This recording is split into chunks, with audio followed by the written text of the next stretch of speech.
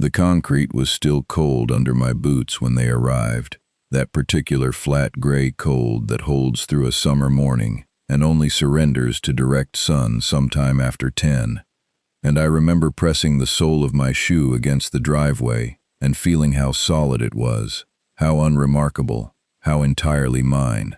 Kalinda Marsh walked through the gate at the front of my property at 7:43 in the morning, with 4 men behind her and a clipboard in her hand, and she announced, loudly enough for my 2 nearest neighbors to hear, that the driveway I was standing on would be broken up and regraded by end of business on Friday, 3 days away. She was confident in the way that people are confident when they have never once been wrong in public, and she held the clipboard the way a magistrate holds a warrant.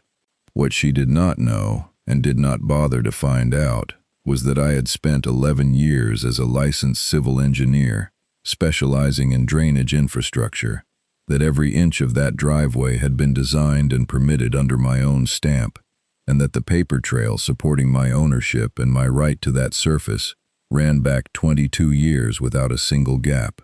She had sent crews to my driveway. A judge would later order every board member to pay. Stay with this story to the end, because what Kalinda Marsh announced that morning as a settled fact turned out to be nothing more than the first line of a case she was building against herself. My name is Darren Solis, and I had owned the property at 14 Vellum Court for 22 years by the time Kalinda Marsh walked through my gate. I bought it at 32, the year I left the county engineering office to take a private consultancy role, and the driveway had been the first project I completed on the land, not because it was the most urgent thing, but because I understood concrete and drainage in a way that made the design feel personal, the way a carpenter might build his own bookshelves first. The driveway ran 54 feet from the public pavement to the garage door, curving gently to the south to direct stormwater away from the foundation and toward a dry well I had sunk 8 feet below grade on the western edge of the lot. I had pulled the permit myself, submitted the drainage calculations under my professional engineer's stamp, and had the work inspected and signed off by the county in the spring of the year I moved in. I kept every document from that project in a gray archival box on the second shelf of my home office, and I had never moved the box. The permits were there, the inspection certificates were there, the original survey plat showing the driveway's footprint and its relationship to the property line was there. The drainage calculation sheets, bearing my stamp and the county reviewer's initials, were there. 22 years of property tax receipts were there, each one showing the assessed improvements on the parcel, including the driveway surface, as a line item. I am describing that box in this much detail because it becomes the central document in everything that follows, and because Kalinda Marsh never once asked whether such a box existed. The HOA at Vellum Court had been operating for 18 years before I had any significant contact with it. I had paid my annual assessment on time every year, attended perhaps 4 general meetings across 2 decades, and otherwise maintained my property without complaint or incident. The board had changed composition several times. Kalinda Marsh had become its representative 3 years prior, and within 6 months of her appointment, the community began to receive what she called improvement alignment notices, a term she appeared to have invented, which were letters informing individual homeowners that features of their properties were out of compliance with community standards and would be modified at the homeowner's expense if not addressed within a stated window. I had received 2 such notices in those 3 years, one regarding the height of a hedge along my southern fence, which I trimmed, and one regarding the color of my garage door, which I did not change because the color was within the range explicitly permitted by the community's own declaration of covenants, and I had written back saying so with a page reference. Neither notice had escalated further. The morning Kalinda Marsh appeared at my gate with 4 men, and a clipboard was the first time she had come to the property in person, and the notice she was delivering was different from the 2 previous ones, in a way I understood immediately, even standing there in the cold with coffee still in my hand. This one was not a request. She told me, as the 4 men stood behind her in matching gray shirts with a contractor's name on the breast pocket, that the driveway was non-compliant with revised community infrastructure standards adopted at the previous quarter's board meeting, that the revised standards required all privately surfaced driveways to be resurfaced with a specific permeable paver system approved by the board, and that the board had contracted directly with the crew standing behind her to perform the work, with the cost to be assessed against my property and added to my annual dues statement. She told me the timeline was Friday end of business and that she expected my cooperation in ensuring the garage was accessible. I asked her, quietly, whether she had a copy of the revised community standards she was referencing, and whether she had a copy of the board resolution authorizing this specific action against this specific property. She said the documents would be provided in due course and that the timeline was firm. I told her plainly that I would not be making the garage accessible, that no work would be performed on my driveway without my written consent or a court order, and that I intended to document this conversation. I raised my phone and began recording. One of the men in gray shirts took a half step back. Kalinda Marsh did not. She told me that the board's authority under the community declaration was clear, and that my refusal would result in additional fees and potential lien proceedings. Then she turned and walked back through my gate, and the 4 men followed her, and I stood on my cold concrete driveway and watched them load back into a white utility van parked at the curb. I noted the van's license plate. I noted the contractor name on the shirts. I noted the time, 7:51 in the morning. Then I went inside and called my attorney. Her name was Priya Vaswan, 47, a property and covenant specialist who had handled 2 previous matters for me over the years, and who answered the phone before 9 in the morning, without apparent irritation. I told her what had happened in the order it had happened. She asked 3 questions: whether I had the original deed with the driveway footprint described, whether my permit was on file with the county, and whether I had any recording of the morning's exchange. I answered yes to all 3. She told me to do nothing to the driveway, to document any further contact from the board or its representatives in writing, and to send her the recording and a scan of the permit and deed pages by noon. I did all of that within 90 minutes. Priya called back at 2 in the afternoon to tell me she had already reviewed the community's governing documents, which were publicly recorded, and that the Declaration of Covenants contained no provision authorizing the board to physically alter a homeowner's private improvement without either the homeowner's written consent or a court judgment establishing non-compliance. She said the revised infrastructure standards Kalinda Marsh had referenced were not in the publicly recorded document, and that she had found no amendment filed with the county recorder's office. She said, with the precision of someone reading from a checklist, that what Kalinda Marsh had described that morning as settled board policy appeared to have no legal foundation she could currently locate. She told me to expect a formal written notice from the board within the week, and to bring it to her unopened when it arrived. The formal written notice arrived the following Tuesday. I brought it to Priya unopened on Wednesday morning. She opened it at her desk, read it once, and told me it was worse than she had expected. The notice contained an assessment of $9,400 for the anticipated cost of the resurfacing work, a lien notice asserting the board's right to encumber my property for non-payment, and a statement that the work would proceed on the revised timeline of the following Monday regardless of my position. It also contained, and this was the element Priya read twice, a reference to an amendment to the community declaration that had purportedly been adopted by homeowner vote in the previous calendar year, which amendment allegedly granted the board the authority to require and perform infrastructure upgrades at homeowner expense. Priya set the notice on her desk and told me she was going to request the recorded copy of that amendment from the county recorder's office today, and that I should not be surprised if the request produced nothing. The request produced nothing. The county recorder's office confirmed in writing, 4 days later, that no amendment to the Vellum Court Declaration of Covenants had been recorded in the previous 3 years, and that the last recorded document in the chain was the original declaration filed 18 years prior. Priya had the confirmation letter in hand by Thursday afternoon, which was 3 days before the Monday on which Kalinda Marsh's crew intended to appear at my driveway.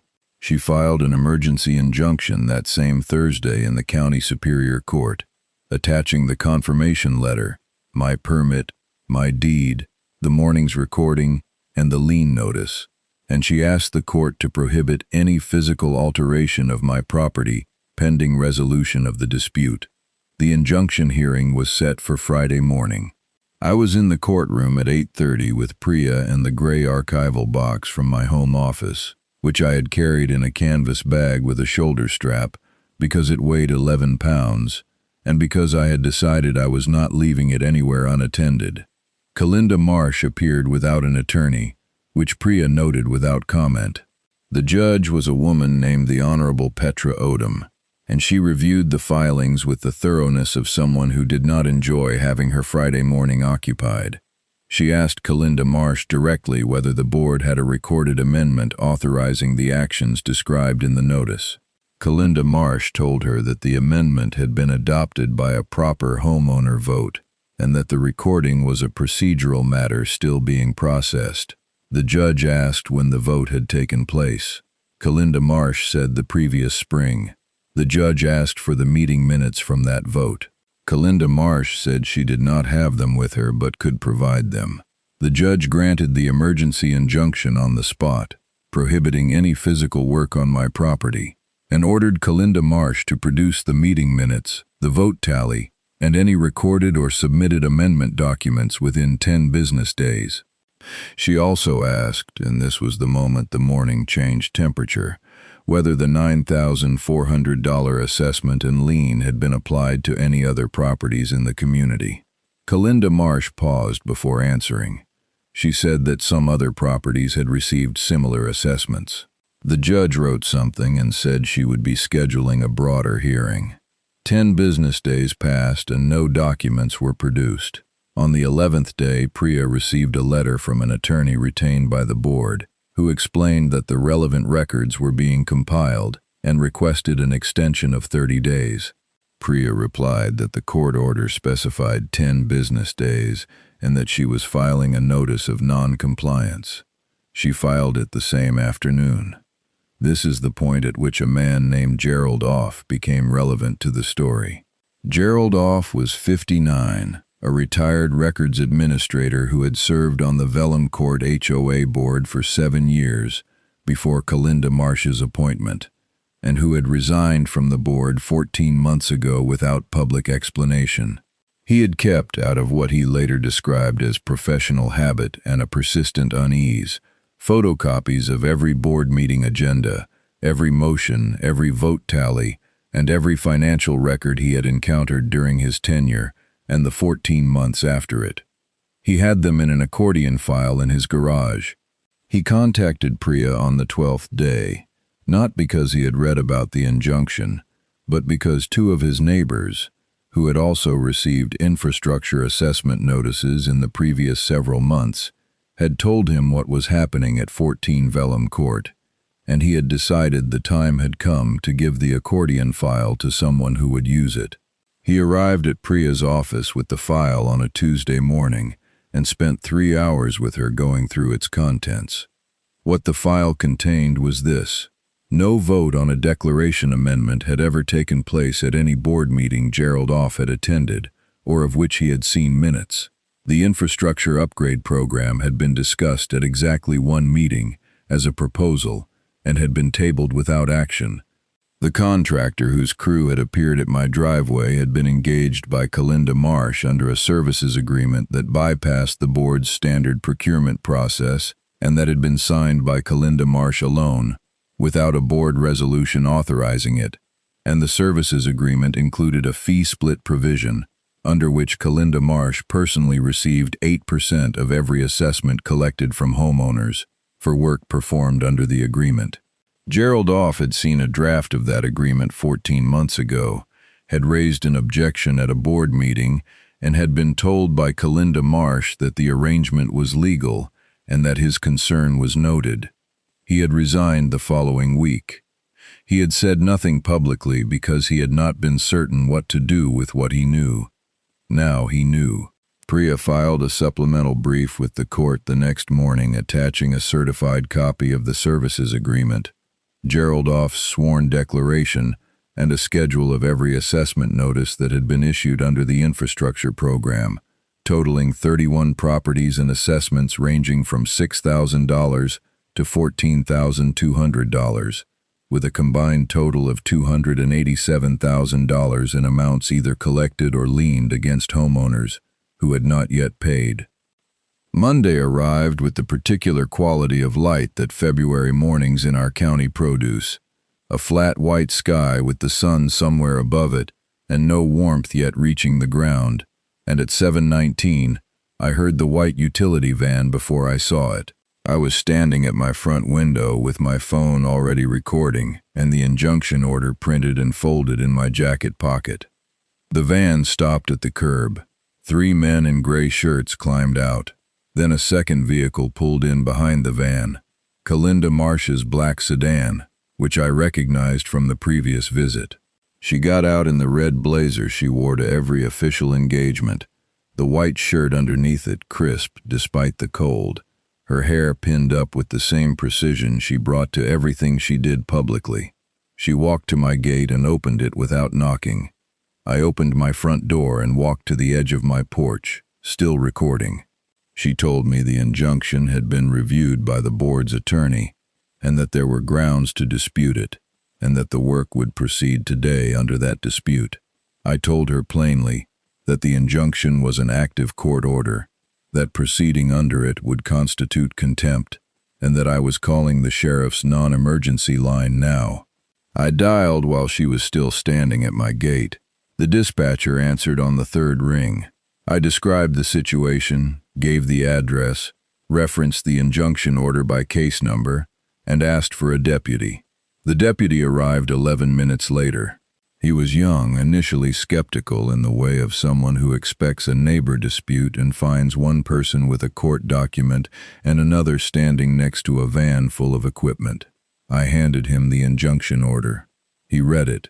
Then he walked to Kalinda Marsh and spoke to her quietly. She spoke back, at length. He listened without changing his expression, and then told the crew to load their equipment back into the van. He told Kalinda Marsh that if the crew advanced onto the property, he would be citing her for contempt, and she could explain the board attorney's position to a judge. She stood at my gate for a moment that felt longer than it was, then turned without speaking and walked back to her sedan. The van left first. Her sedan left 3 minutes later. I kept recording until both vehicles were out of sight. Then I noted the time, 7:58 in the morning. I emailed the new recording to Priya before 9. The broader hearing Judge Odom had foreshadowed was scheduled for 6 weeks after the contempt attempt, and in those 6 weeks, several things happened in sequence, each one compressing the space available to Kalinda Marsh a little further. The board's newly retained attorney, having reviewed the supplemental brief and Gerald Off's declaration, withdrew from representation and sent a letter to the court notifying it of the withdrawal. 2 of the 4 remaining board members resigned in writing and contacted Priya separately to offer cooperation. The contractor who had provided the crew filed a counterclaim against the board, asserting that Kalinda Marsh had represented to him that the homeowner assessments were legally authorized and that he had performed work at 11 properties in good faith on that representation, and that he wanted the court to clarify his liability. The county recorder's office, having been notified of the situation by Priya's filing, opened its own inquiry into whether any forged or fraudulent documents had been submitted to its office in connection with the Vellum Court declaration. And 17 of the 31 homeowners who had received assessment notices retained Priya's firm collectively, adding their documentation to the record and their properties to the injunction's protection. The hearing took place on a Thursday. Kalinda Marsh arrived with a new attorney who had had less than 2 weeks to prepare. The hearing lasted 4 hours. Judge Odom reviewed the services agreement, the fee split provision, the absence of any recorded amendment, Gerald Off's testimony, the contractor's counterclaim, and the timeline of assessments collected from homeowners who had paid before the injunction stopped the program. She found that the board had acted without authority, that the purported amendment authorizing the infrastructure program had never existed as a recorded or adopted document, that the assessments were void, that the liens were void, and that Kalinda Marsh had operated a scheme that constituted, in the judge's precise language, a systematic misappropriation of homeowner funds under color of association authority. She ordered the immediate return of all collected assessments with interest calculated from the date of collection. She referred the matter to the district attorney's office for review of potential criminal charges. She ordered that Kalinda Marsh and each of the board members who had signed or countersigned any assessment notice were jointly and personally liable for the full amount of the refunds and for the legal costs of the homeowners who had been forced to retain counsel. She voided every lien. She appointed a court-supervised administrator to manage the HOA's affairs until new elections could be held. The total personal liability assessed against Kalinda Marsh and the 2 remaining board members was $219,000. The criminal referral resulted in charges being filed 4 months after the hearing. Kalinda Marsh was charged with 3 counts of fraud and 1 count of filing a false public record, the last charge arising from the county recorder's inquiry, which had turned up a letter submitted to the recorder's office that appeared to bear a notary stamp that the named notary subsequently certified she had never affixed. Kalinda Marsh's attorney entered a not guilty plea and the case proceeded to pretrial motions. The board members who had cooperated with Priya received immunity in exchange for their testimony. Gerald Off was called as a witness and testified for 2 hours, reading from his accordion file, which was admitted into evidence as a single exhibit. The contractor settled separately with the homeowners his crew had worked on, paying refunds from his own insurance and accepting a consent order clarifying that he had not known the authorization was fabricated. The services agreement was used as evidence in both the civil and criminal proceedings, the fee split provision appearing in the indictment as the specific mechanism through which Kalinda Marsh had personally profited. She was convicted on all 4 counts 14 months after the morning she walked through my gate. The sentence was 18 months, suspended to 12 with supervised release and community service, plus full restitution. Her attorney noted at sentencing that she had no prior record. The judge noted equally plainly that 31 homeowners had prior records of paying assessments they were never owed, and that the absence of a prior conviction was a condition of a first offense, not a mitigation of the harm. The 2 board members who had resigned early and cooperated received civil liability settlements and no criminal charges. The HOA held new elections 8 months after the hearing. Gerald Off agreed to serve as a transitional board member for 1 year to help stabilize the organization's finances and governance, a role he accepted without pay and discharged with the same methodical care that had led him to keep the accordion file in the first place. My driveway is 54 feet of concrete, slightly curved to the south, draining toward the dry well I sank 8 feet below grade 22 years ago. I resurfaced it myself the following spring, not because it needed resurfacing, but because a hairline crack had developed near the midpoint and I had been meaning to address it for 2 seasons. I mixed the patching compound on a warm Saturday morning in April and worked the repair with a margin trowel, and when I was done I stood on the driveway with the same flat sole of my shoe and felt the same solid cold the surface holds until the sun gets high enough to reach it. Priya kept a certified copy of the injunction order in her firm's files. I kept the original lien notice in the gray archival box, filed behind the drainage calculations and the inspection certificate, because it seemed the right place for a document that had been built on nothing to spend its remaining existence, surrounded by everything that was real. Gerald Off retired from the transitional board after his year was up and declined a second term. He still has the accordion file, the bystander chorus, those 28 homeowners of the 31 who had paid before the injunction received their refunds with interest by the end of the calendar year, the interest alone amounting to more than $40,000 distributed across the community. 2 of them knocked on my door separately to say something, and I thanked them and said very little, because the thing that had happened did not need commentary from me.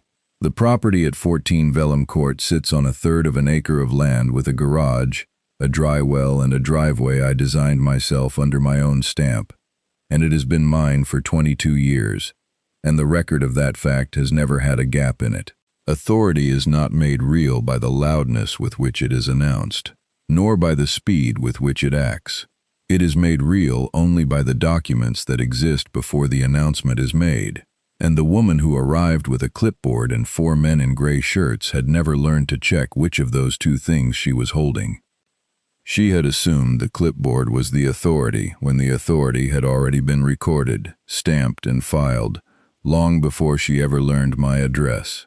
The county recorder's inquiry closed formally 7 months after the hearing, its findings submitted to the district attorney's office as a supplemental exhibit to the criminal case already in progress.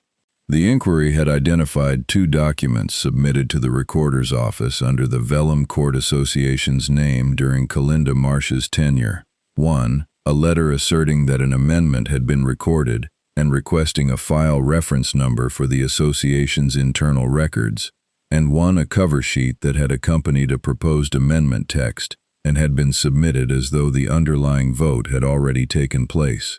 Neither document had advanced far enough through the recorder's intake process to be accepted as a filed instrument, and the recorder's staff had returned both with deficiency notices, but the fact of their submission had been logged in the office's correspondence register, and that register became part of the exhibit.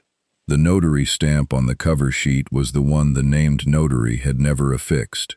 That notary, a woman named Cecile Drummond, who ran a small bookkeeping practice 3 miles from Vellum Court, had been engaged by the board to handle routine association paperwork in prior years, and had terminated that relationship voluntarily when Kalinda Marsh joined the board, citing what she described in her statement as a change in the board's working style that made her uncomfortable. She had kept her own log of documents she had stamped and documents she had declined to stamp, because 31 years of bookkeeping had taught her that the difference between those 2 categories was the only professional reputation she had. Her log showed no stamp issued in connection with any declaration amendment. Her testimony at trial was 20 minutes long, precise and unrebutted. Priya had predicted, the week after Gerald Off brought the accordion file to her office, that the case would eventually reach a point where Kalinda Marsh's position became impossible to sustain by any procedural means, and that the only remaining question was how long she would try. The prediction proved accurate. In the 8 months between the hearing and the criminal trial, Marsh's new attorney filed 4 motions, 1 to exclude Gerald Off's accordion file on foundation grounds, 1 to challenge the admissibility of the services agreement on chain of custody grounds, 1 to contest the court-appointed administrator's authority over the association's financial records, and 1 to exclude Cecile Drummond's testimony on relevance grounds. Judge Odom denied all 4 from the bench without extended discussion, and the denials were noted in the trial record, in language that was itself, as Priya described it to me afterward, a form of documentation. Each denied motion was another entry in the record of a position that had no foundation. I was not in the courtroom for the trial itself. Priya had told me I was not needed as a witness, that the documentary record was sufficient, and that my presence would add nothing the evidence did not already say more clearly.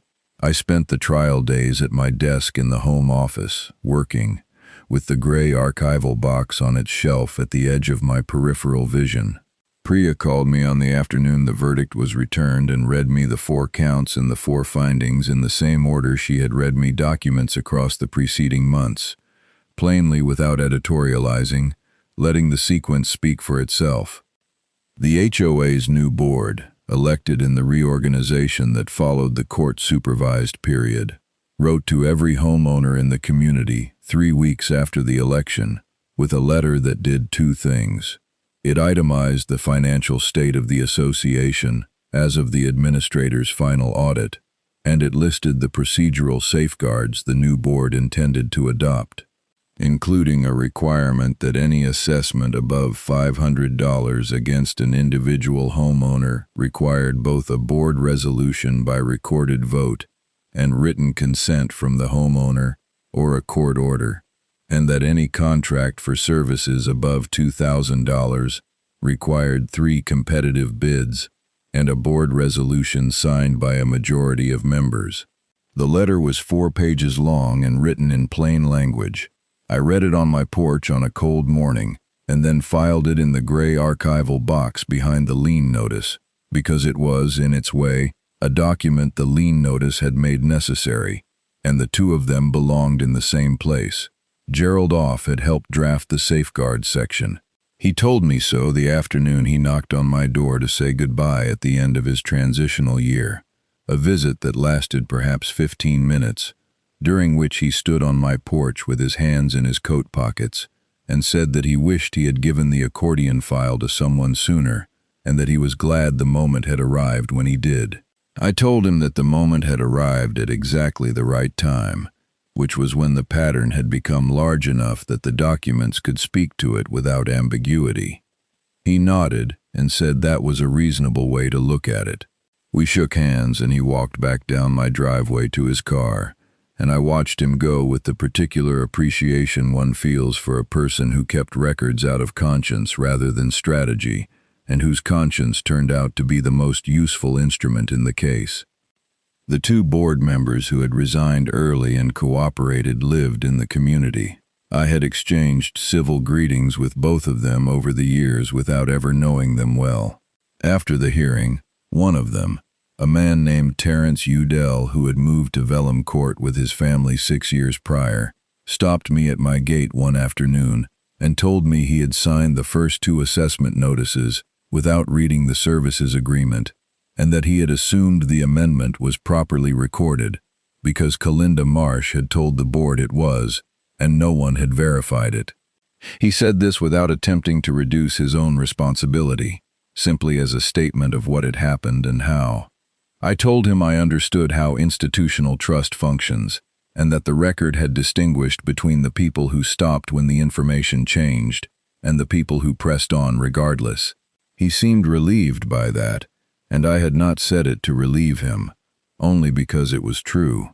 The other cooperative board member, a woman named Suzanne Pratt who had joined the board 2 years before its dissolution, had never signed an assessment notice because she had been appointed after the program was already running and had not been given the services agreement to review. Her cooperation had consisted mainly of producing her own contemporaneous notes from board meetings, which corroborated Gerald Off's account of the tabling motion and added 3 additional details Off had not recorded.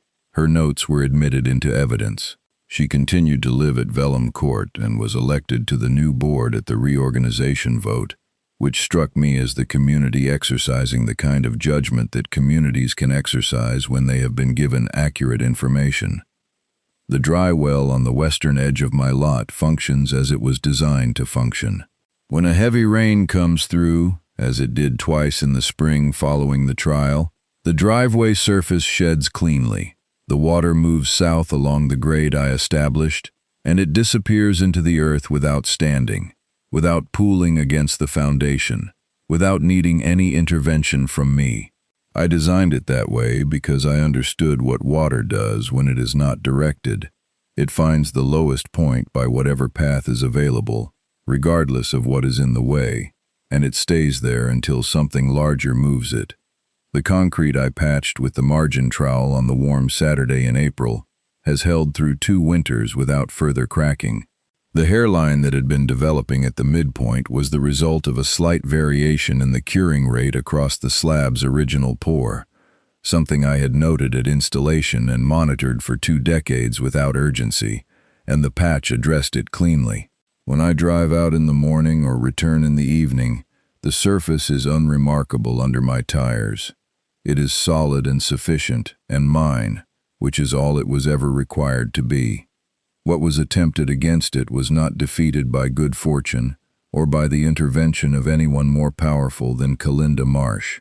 It was defeated by the existence, on a shelf in my home office, of documents that preceded every claim she made by more than 2 decades, and by the patience required to keep them there without ever being certain they would be needed. Most things that are properly recorded and properly kept will never need to be retrieved in a courtroom. The documents in that gray archival box spent 22 years doing nothing but existing in the correct order, which was exactly enough. The person who arrives at your property with a clipboard and a contractor assumes that authority is whatever is announced with sufficient confidence.